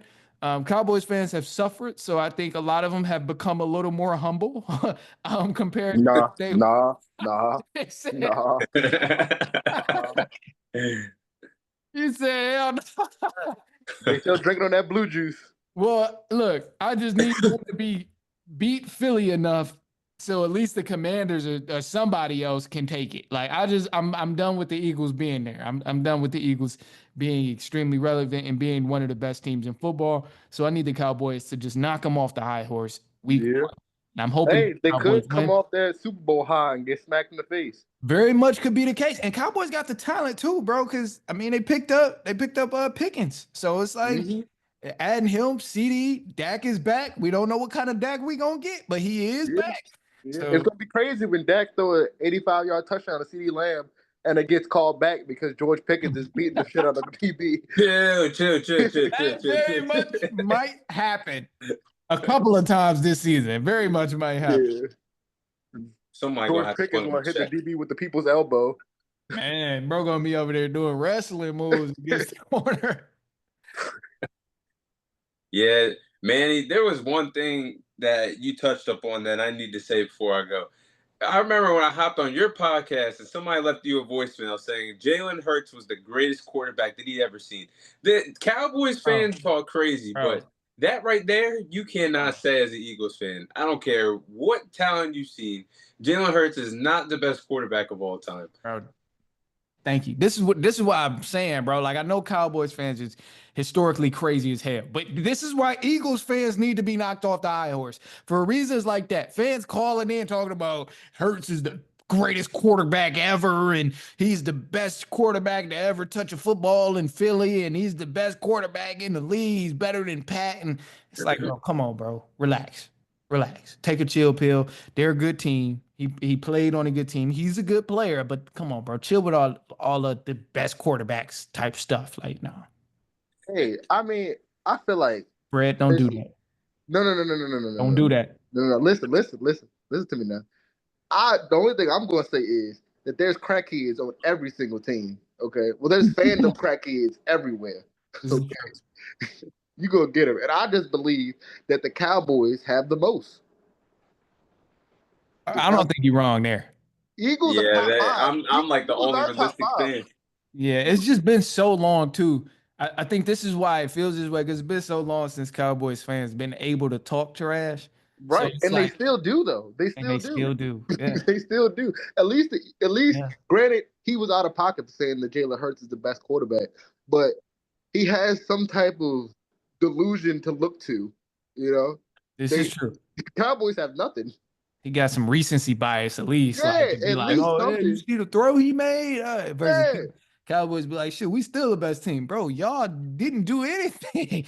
the Cowboys Some haven't made Cowboys it to fans the be divisional tweaking. round in 20 years, Yeah, some Cowboys fans definitely be tweaking. which is crazy because they always have. I know it's repetitive. They always have a good to decent team, and you never make it to the divisional round. This is That's true. because ownership. Jerry Yeah, just does what yeah. Jerry does. Well, now he's starting to step up out of his comfort. I was really shocked last week we got George Pickens, but prior to I was that, we shocked. haven't had like a big trade since like we got Amari Cooper back in like 2018. Yeah, that was a minute. Yeah, I don't know what type of voodoo magic Jerry Jones did to get George Pickens for pocket lint. For, Yeah, they gave up for a third change. and fifth or something like that. And we get it back. And that the crazy thing about that trade too is we gave up a third, but let's just say if George Pickens just goes somewhere else next year for free agency, we get that third round pick back as a comp pick. So what did we even give up for a 1 year rental at worst? Yeah, that is crazy. Nothing. Still Nothing. got robbed. So he might have woke up, but prior to that, that man only lived by the draft. You got to do more to be a championship team. You got to make the trades, big trade, free agent signings. But hey, he's starting to wake up a little bit. I guess the clock is ticking more for him. Yeah. I got faith in y'all. I got faith in y'all week one, bro. I think it'll be entertaining. It's like, when man, I wish Rob was here. It's like when Knicks fans win in the playoffs, it's like just entertaining. It's like they're crazy as hell, they're delusional, but it's entertaining low key because they be like tweaked out and the fans really be crazy as hell. Like you mentioned, Fred, they be having the crackhead fans.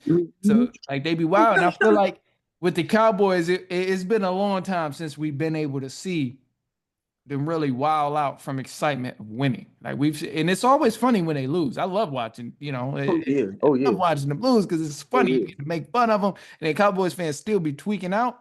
But when they Nothing warms my heart than seeing somebody have a Dallas Cowboy hat on and like putting their fist through their TV.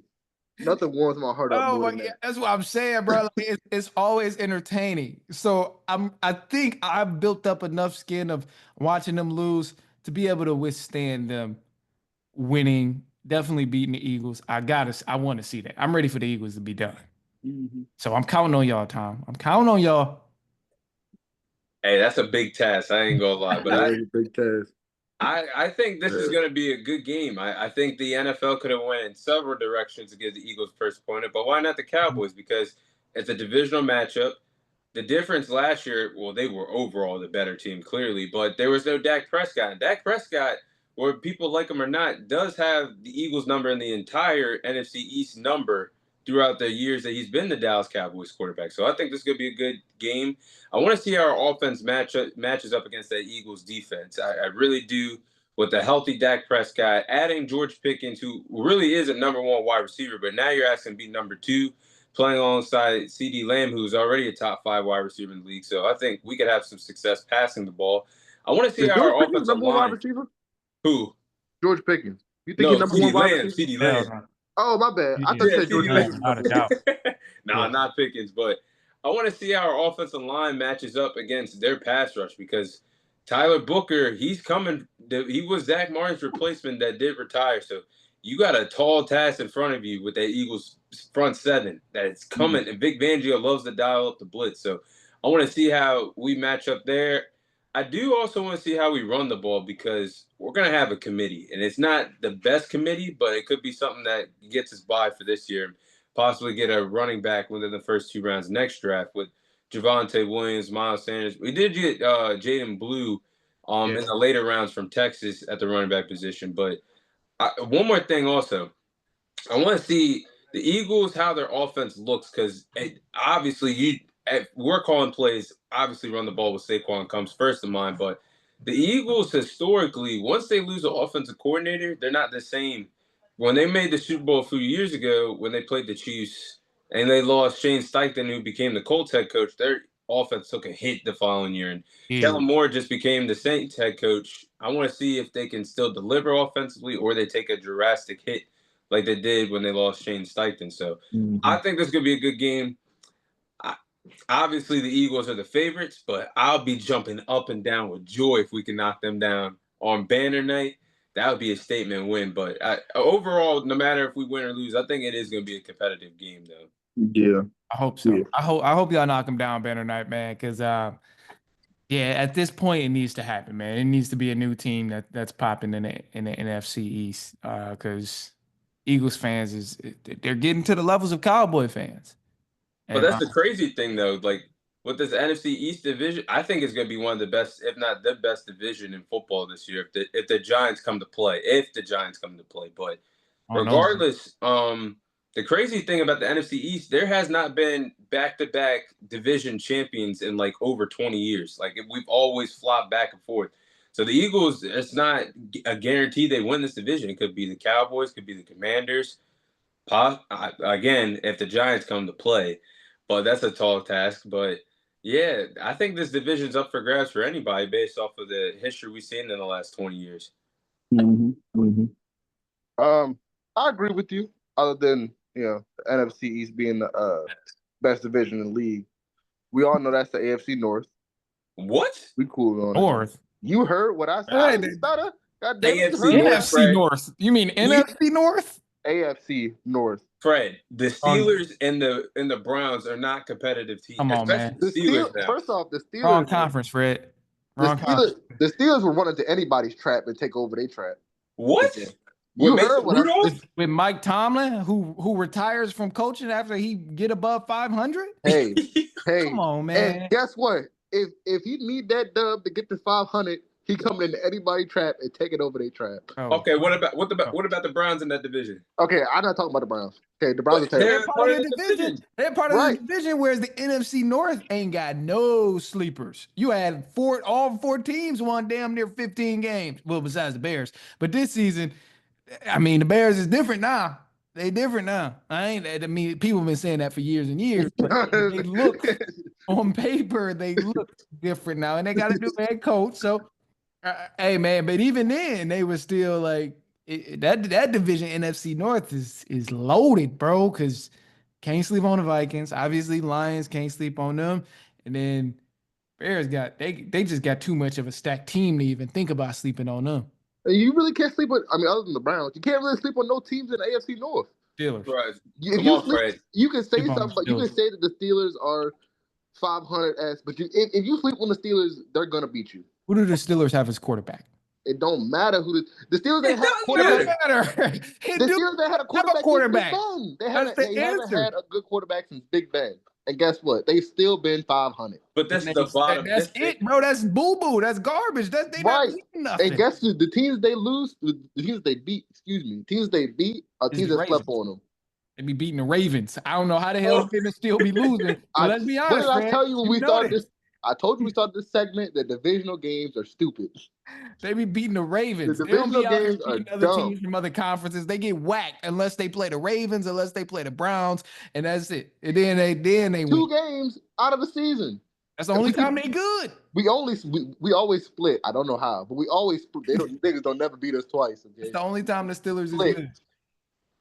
Again, that's only 2. They probably get 2 off of the Browns. Okay, they get 1 off the Ravens. That's 3 games. They still need 5 more dubs or 6 more dubs to get 9. So basically, you saying your division is sorry, so they're just racking up wins there. Yeah, that's what I'm hearing. That's kind of what I'm hearing too. I said I think 3. that's what it How comes the hell? down How to. the hell you get 3? First off, our division usually beats up on each other. I will give it that. Okay, yeah, that's we true. beat the shit out of each other the entire year. But don't nobody come into AFC North and just run our shit. They ain't never done that. Well, y'all don't really see you said AFC. You said, don't nobody else come into the AFC North and just right? I mean, I don't know, bro. Y'all be like y'all Except let for the Mahomes. Bengals.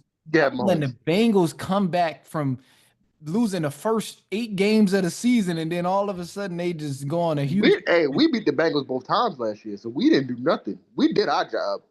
I'm just saying, bro. That division is And that tells you something. That maybe the Bengals are a good team. Yo, stop. I mean, I thought you said the Browns. Okay, Bengals, yeah. Their defense is just terrible. Their offense AFC North. is amazing.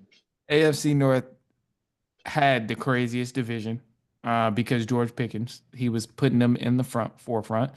And Antonio Brown lived up to the hype of making sure the AFC North was one of the craziest divisions. But at this point, I can't say they're one of the most dangerous divisions, man. I can't say that. 2 of the best quarterbacks in the league are both in the AFC North. So it's a 2-man race then. So a 2-team race for the division. And the Steelers are just weird. The Steelers always weird. Mason Rudolph, you don't get more worse than that. Steelers don't have a quarterback. How much we can bet that Mason Rudolph win 9 games this year. What? I'm sure Tomlin will. I'm sure he gonna make sure he get that above 500. But either way, he ain't gonna make it out the first round. I ain't saying nothing about the first. I ain't saying nothing about the playoffs. Oh, if you go to the playoffs as a wild card with Mason Rudolph, that's belt. BTA. Oh yeah, that's definitely BTA. That's a dream. That is honestly a dream. Anybody? I actually hope that the Steelers are terrible. That wouldn't do nothing but make my day, my year. Honestly, I hope they don't win a damn game. All right, but I hate the Steelers. So let's flip and to the Browns. It's pissing me off. Y'all making me defend them too. Well, what about the Browns, bro?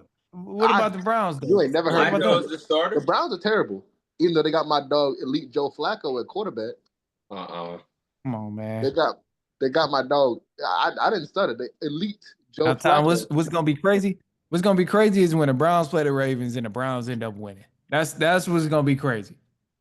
Right. I don't like how greasy you talking about. I'm just saying, bro. If this is the best division in football, that means like Browns, Ravens shouldn't even be like. I mean, like, come on, man. Just the Ravens, who's the elite team, they struggling with the Browns. Hello, I know division, but yeah, we gonna see, man. We gonna see with the Browns. The Browns are going to be terrible. They don't have a quarterback. They don't have a team. So Ravens better mop them. We are going to mop them. Watch. You want to put a little bet on it? Nah, I ain't gonna put no bet on it. I ain't gonna put no bet on it. You say we both gotta do something if we win the bet. Ain't gotta be no money. It'd be like, I don't know. I gotta make something up. Man, I ain't putting no faith in the Browns. I might as well say Cowboys winning the Super Bowl. I might as well put a parlay down for that. I ain't betting on no damn Browns. Absolutely not. Hey. All right. So how you feel like your Falcons gonna do? Hey man, my Falcons about to win the Super Bowl. Oh yeah, okay. So my boys about to. I told you. Every team got their cracky. Dang. Look, hold on. My boys finally got a defense now, bro. We got some great pass rushers finally. We Uh-huh. ain't no injured Kirk Cousins out here throwing interceptions. I'm He, not gonna lie to he's the you. backup. Gotta like Cowboys fan. I'm just saying, bro. Look, sorry. So let me be honest. Let me quit playing. Let me quit But you playing. said all this last Let year me too. let me quit playing. Super Bowl is a stretch. And last year was good. Last year started off great until Kirk Cousins started playing through injury secretly, and then all of a sudden his play went downhill, and he took us from the first in the division to fucking bottom. We were straight until the end, but he low key screwed us because after the season, talking about, oh, I was injured the whole time. Well, why the fuck you ain't sit out? Like, why would you I still don't believe it. play? Everybody said that bullshit when they Yeah, job gets snatched up. yeah, he single handedly put us in a hole, bro. We was losing games we shouldn't even had no business losing because he just couldn't throw the ball. So we We got gave pinned. that man $190 million. It's all good though. We'll take it. We got the best backup quarterback in the NFL. Yeah, Best backup quarterback in the NFL. I'll take yeah, it. I'll yeah. take it. I I ain't guess tripping. And we got a pass rush now, so we gonna be straight. Yeah, we gonna be. And we got new defensive coordinator. Yeah, we cooked some things up this offseason. I ain't too mad at what my Falcons was doing. Hey, I hope y'all do well. And our Like I division said, is low key weak. I really don't got no hate for no team other than the Steelers and the Cowboys. Every team, I ain't got no hate for. So you hate the Cowboys more than divisional rivals of yours and No, other no, no, no, no, no, no, no. The Steelers is number one. I hate the Steelers number one. But I also hate the Cowboys too. over the Bengals or Browns? Bengals done whooped See, y'all I out don't see a no couple times. competition with the Browns, so I really couldn't give a fuck about the Browns. Dang. Bengals But done the put Bengals, Bengals done they in put there. the They belt probably out. third. And done took the belt out a couple times. Hey, chill. I'm just saying, there's some close matches. Bengals Yeah. done, hey, and they ain't going nowhere because Joe Burrow is there. I'm about to say it's tough playing Joe Burrow. I hate It it. is. I know. That boy about to put up a 30 ball. I'm not gonna lie to you. I know when I he know comes, it is. he put up a 30 ball. Man, and it don't matter how that first half go. The first half It can be don't. as bad It as don't. He could possible. score 3 points in the first half. He still Man, put up a 30 ball. man. Yeah, so yeah, y'all hands full over there with Joe I Burrow. hate it because when that boy get hot, he just keep driving down the field. Touchdown, touchdown, Jamar Chase. touchdown. All you see, 6. Yeah, That's boy. That's why I'm glad we bolstered up our defense. We went nothing but defense and offensive line this entire draft, and we got like one wide receiver. I hate to pour spoiled milk in your cereal, but I did see a report. I need to double check. I did see a report that y'all just lost a corner because he tore his Achilles. Oh, their safety. Who's your starting safety, Fred? Yeah, he did just tear his Achilles. Oh, you're not talking about The one that took nah. over for Marcus Williams. Who's that? Yeah, that's the little motherfucker. God damn, his fucking name slipped my mind. Yeah, I Um, need to go find it. Yeah, I for did see real, he that tore too his before we Achilles. started. Torn Achilles. His ass is grass. He threw for the year on some Jason Tatum shit. But you guys did get that safety Starks Yeah, yeah, we got from Malachi Georgia, Starks. so that was good. Malachi Starks is probably going to start over him, but I mean, he's still a really good safety that can come in. Yeah, so y'all, I mean, that's a loss, but Starks is one heck of a player. Yeah, he was honestly a little too small to even play football because he got mossed a lot. But I mean, he always knew what a ball was. He was a good player. Yeah. I really liked him a lot. Yeah, but I definitely can't wait till football come around because I already missed talking about it. But yeah, we'll go ahead and wrap this episode up. That's all the time we have for you guys today. This is your host Thomas Tyree, Fred Harris, the host of the Run Podcast, Manny Wilson. Before we sign off, where can our guests and people that follow the podcast follow your product on social media? Yeah, follow us on Instagram, TikTok at the Run Podcast, also YouTube at the Run Podcast. And then feel free to listen to the episodes on Spotify, iPodcast, wherever you get your podcasts, and check us out. Yeah, for sure. Manny's got some great things going on the Run Podcast. Check him out. But that's it for Yeah. us, and of Hey, course, but don't forget to call him out when he drinking a little too much of that Kool-Aid for the Falcons. All right. Hey, feel free to do that, man. Feel free to call us out anytime. I'll take it. but Well, yeah, we're gonna go ahead and end the episode. Thanks, guys, for joining, and we'll see you guys on next week's episode. Yes, sir. I see y'all. All right, Fred. Yeah.